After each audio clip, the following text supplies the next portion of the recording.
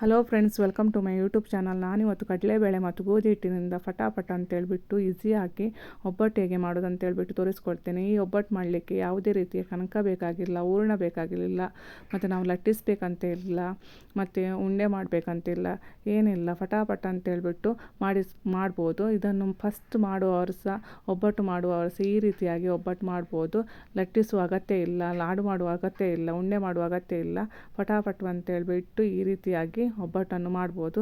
ಅದಕ್ಕೆ ಇಲ್ಲಿ ನಾನು 1 ಕಪ್ಪಿನಷ್ಟು ಕಡಲೆಬೇಳೆಯನ್ನು ತಗೊಂಡಿದ್ದೇನೆ. ಇದನ್ನೀಗ 1ರಿಂದ 3-4 ಗಂಟೆ ನೆನೆಸಿಟ್ಟರೆ ಸಾಕಾಗುತ್ತೆ. 1 ಗಂಟೆ ಸಹ ಸಾಕಾಗುತ್ತೆ. ನಮಗೆ ಕಡಲೆಬೇಳೆ ನೆನೆದ್ರೆ ಸಾಕು. ನೋಡಿ, ಈ ರೀತಿ ಕಡಲೆಬೇಳೆ ಸ್ಮೂತಾಗಿ ಒಡೆದೋದ್ರೆ ಸಾಕಾಗುತ್ತೆ. ನಾನಿಲ್ಲಿ 1-1.5 ಗಂಟೆ ಇದನ್ನು ನೆನೆಸಿಟ್ಟಿದ್ದೇನೆ. ಈಗ ಇದರದ್ದು ನೀರೆಲ್ಲ ತೆಗೆದುಬಿಟ್ಟು ತೊಳೆದು ತರ್ತೇನೆ. ಈಗ ಇದನ್ನು ಒಂದು ಮಿಕ್ಸಿ ಜಾರಿಗೆ ಹಾಕಬೇಕು. ನುಣ್ಣಗೆ ಇದನ್ನು ರುಬ್ಬಬೇಕು, ಯಾವುದೇ ಗಂಟಿಲ್ಲದಾಗೆ ರುಬ್ಬಬೇಕು. ಮತ್ತು ಅದೇ ಕಪ್ಪಿನಲ್ಲಿ ನಾನು 1 ಕಪ್ಪಿನಷ್ಟು ಬೆಲ್ಲ ತಗೊಂಡಿದ್ದೇನೆ, ಸ್ವಲ್ಪ ಏಲಕ್ಕಿ ತಗೊಂಡಿದ್ದೇನೆ. ಇದನ್ನು ಸಹ 1 ಕಪ್ಪಿನಷ್ಟು ನೀರು ಹಾಕ್ಬಿಟ್ಟು ನುಣ್ಣಗೆ ರುಬ್ಬಿ ತರಬೇಕು. ಈಗ ಇದನ್ನು ರುಬ್ಬಿ ತಂದಿದ್ದೇನೆ ನಾನು ನುಣ್ಣಗೆ. ನೋಡಿ, ಯಾವುದೇ ಗಂಟು ಏನಿಲ್ಲ, ಸ್ಮೂತಾಗಿ ರುಬ್ಬಿ ತರಬೇಕು.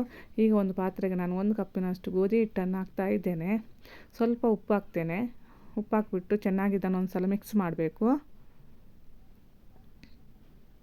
ಫಟಾಫಟ ಅಂತೇಳಿ ಮಾಡ್ಬೋದು. ಮಕ್ಕಳೆಲ್ಲ ಇಷ್ಟಪಟ್ಟು ತಿಂತಾರೆ. ಈಗ ನಾವು ರುಬ್ಬಿದಂಥ ಮಿಶ್ರಣವನ್ನು ಈ ಗೋಧಿ ಹಿಟ್ಟಿಗೆ ಮಿಕ್ಸ್ ಮಾಡಬೇಕು. ಇದನ್ನು ನಾನೀಗ ಮಿಕ್ಸ್ ಮಾಡ್ತಾ ಇದ್ದೇನೆ ಈ ರೀತಿಯಾಗಿ.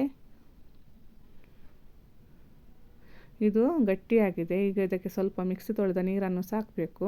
ನಾನು ಮಿಕ್ಸಿ ತೊಳೆಯಲಿಕ್ಕೆ 1 ಕಪ್ಪಿನಷ್ಟು ನೀರನ್ನು ಹಾಕಿದ್ದೇನೆ. ಅದರಲ್ಲಿ ಈಗ ಸ್ವಲ್ಪ ಅರ್ಧದಷ್ಟು ಹಾಕಿಬಿಟ್ಟು ಚೆನ್ನಾಗಿ ಮಿಕ್ಸ್ ಮಾಡ್ತೇನೆ. ಇದು ಇನ್ನೂ ಸಹ ದಪ್ಪ ಇದೆ. ಎಲ್ಲ ನೀರನ್ನು ಸಾಕ್ತೇನೆ ಈಗ ನಾನು. ಈಗ ಒಂದು ಸಲ ಇದನ್ನು ಚೆನ್ನಾಗಿ ಮಿಕ್ಸ್ ಮಾಡಬೇಕು.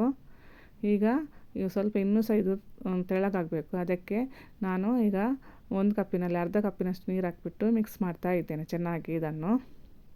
ಈಗ ಇದು ಒಂದು ಹದಕ್ಕೆ ಬಂದಿದೆ. ಈ ರೀತಿ ಹದವಾಗಿರಬೇಕು. ಈಗ ನಾನು ಇದಕ್ಕೆ ಸ್ವಲ್ಪ ತುಪ್ಪ ಹಾಕ್ಬಿಟ್ಟು, ಅರ್ಧ ಸ್ಪೂನಿನಷ್ಟು ತುಪ್ಪ ಹಾಕ್ಬಿಟ್ಟು ಒಂದು ಸಲ ಇದನ್ನು ಚೆನ್ನಾಗಿ ಮಿಕ್ಸ್ ಮಾಡ್ತೇನೆ. ಈಗ ಇದು ಮಿಕ್ಸ್ ಆಗಿದೆ. ಈಗ ನಾನು ಒಂದು ಕಾವಲಿ ಬಿಸಿ ಮಾಡಿಬಿಟ್ಟು ತುಪ್ಪ ಸವರಿಸಿಬಿಟ್ಟು ಇದಕ್ಕೆ ಈ ಹಿಟ್ಟನ್ನು ಹಾಕಬೇಕು. ಹಿಟ್ಟನ್ನು ಹಾಕುವಾಗ ನೋಡಿ, ಈ ರೀತಿ ಒಮ್ಮೆಲೆ ಹಾಕಬೇಕು. ನಾನಿಲ್ಲಿ 2 ಸ್ಪೂನಿನಷ್ಟು ಹಾಕ್ತೇನೆ. ಇದನ್ನು ದೋಸೆ ಹಿಟ್ಟಿನಾಗೆ ಅಗಲ ಮಾಡಬಾರ್ದು. ಒಂದೇ ಸಲ ಹಾಕ್ಬಿಟ್ಟು ಬಿಡಬೇಕು.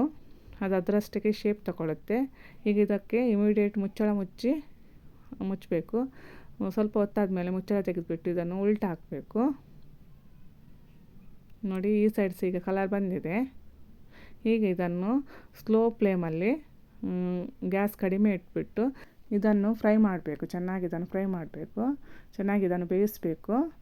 ಈಗ ನೋಡಿ, ಇದು ಉಬ್ಬಿ ಬರ್ತಾ ಇದೆ. ಹೀಗೆ ನೋಡಿ, ಚೆನ್ನಾಗಿ ಮತ್ತೆ ಉಬ್ಬಿ ಬರುತ್ತೆ. ಇದು ನಿಧಾನಕ್ಕೆ ನಾವು ಫ್ರೈ ಮಾಡ್ತಾ ಹೋದಾಗೆ ನೋಡಿ ಉಬ್ಬಿ ಬರಲಿಕ್ಕೆ ಸ್ಟಾರ್ಟ್ ಆಗಿದೆ. ನನ್ನ ವಿಡಿಯೋ ಇಷ್ಟ ಆಗಿದ್ದರೆ ಲೈಕ್ ಮಾಡಿ, ಶೇರ್ ಮಾಡಿ, ಸಬ್ಸ್ಕ್ರೈಬ್ ಮಾಡಿ, ಸಪೋರ್ಟ್ ಮಾಡಿ. ನೋಡಿ, ಈಗ ಉಬ್ಬಿ ಬರ್ತಾ ಇದೆ. ಇದೀಗ ಆಗಿದೆ. ಇದನ್ನೀಗ ತೆಗಿತಾ ಇದ್ದೇನೆ. ಇದೇ ರೀತಿಯಾಗಿ ನಾನು ಎಲ್ಲವನ್ನು ಸಹ ಮಾಡಿದ್ದೇನೆ. ನೋಡಿ ಎಷ್ಟು ಚೆನ್ನಾಗಿ ಬಂದಿದೆ ನೋಡಿ. ತುಂಬ ಚೆನ್ನಾಗಿ ಬರುತ್ತೆ.